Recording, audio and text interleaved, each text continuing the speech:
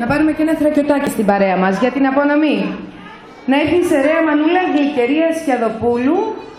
Το τιμητικό διπλώμα θα παρελάβει για τη θρακική εστία η χοροδιδάσκαλος Δώρα Σκοδραμούδη. Να πούμε ότι είναι παρούσα και η πρόεδρος της θρακικής εστίας, κυρία Ανθέλα Σιαδοπούλου. Καλησπέρα σας. Και ευχαριστούμε πολύ και την χοροδιδάσκαλα, την κυρία Ματένια Ανατολάκη. Καλησπέρα σε όλους. Ευχαριστούμε πολύ για την πρόσκληση. Πάντα τέτοια να έχουμε. Είμαι υπεύθυνη χορευτικού της θρακικής εστίας και η δασκάλα μας η Ανατολάκη Ματένια δεν μπορούσε να έρθει, γι' αυτό την αντικατέστησα. Ευχαριστούμε πολύ.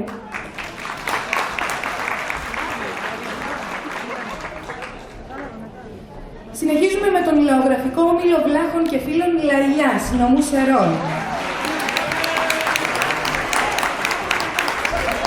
Η καταγωγή της πλειοψηφίας των βλαχοφώνων του νομού Σερών έγκυται στην Αβδέλα, τη Γράμμουτσα, τη Σαμαρίνα και το Περιβόλι, αλλά και σε χωριά της Υπήρου, Νικολίτσα, Μοσχόπολη και της Δυτικής Μακεδονίας, Νυμφαίο, Σμίξη, Βλάστη.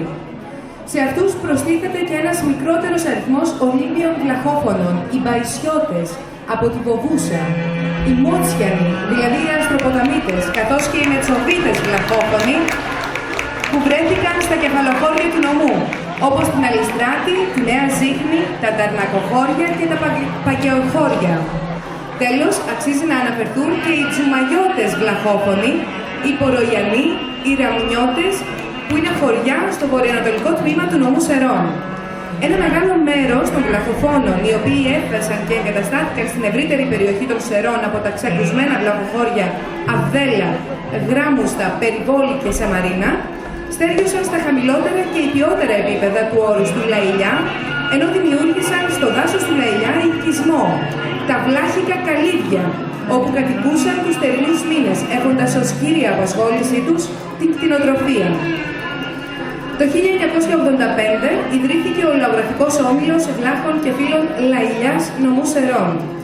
Στον όμιλο, από την ίδρυσή του, διδάσκονται χοροί από όλη την Ελλάδα.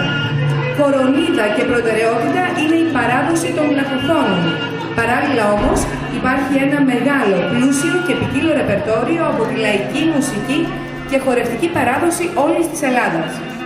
Ο Όμιλος έχει καθιερώσει ως θεσμό στη συνείδηση όλων τη διοργάνωση από ιδρύσεώς του διήμερων εκδηλώσεων στην καρδιά του δάσους του Λαϊλιά, τη γιορτή του 15 Αυγούστου.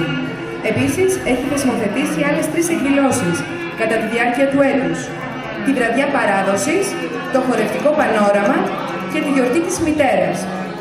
Έχει πάρει μέρος σε εκατοντάδες εκδηλώσεις στο εσωτερικό και σε 17 φεστιβάλ στο εξωτερικό, ενώ διοργάνωσε και 2 πανελλήνια σεμινάρια ελληνικού παραδοσιακού χορού. Λειτουργούν χορευτικά τμήματα για την νηπιακή ηλικία, παιδικά, εφηβικά, παραστάσεων, καθώς και 3 τμήματα ενηλίκων, ανάλογα με το επίπεδο. Τα μαθήματα γίνονται 3 φορές την εβδομάδα για τα παιδικά τμήματα και 4 φορές για τα τμήματα ενηλίκων.